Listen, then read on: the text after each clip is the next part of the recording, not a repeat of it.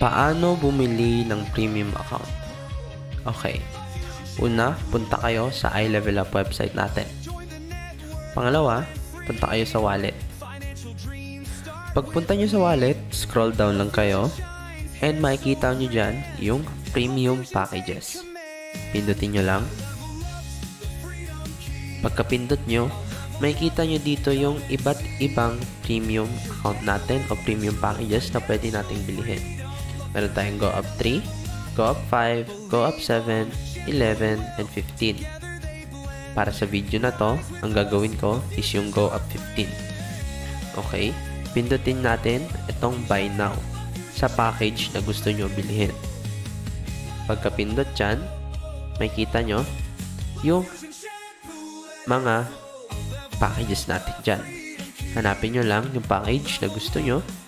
Para sa akin, itong Go Up 15 ang bibiliin ko. Pindutin nyo lang. Scroll down. Buy Now natin. Okay.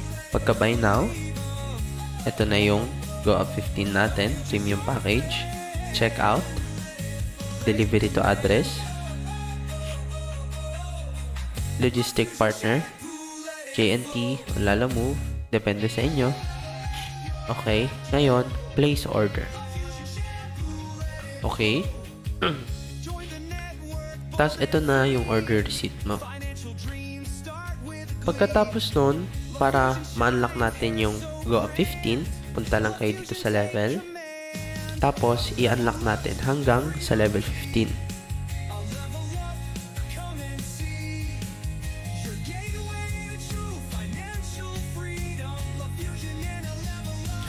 Okay, makikita natin dito na level 15 na po ako.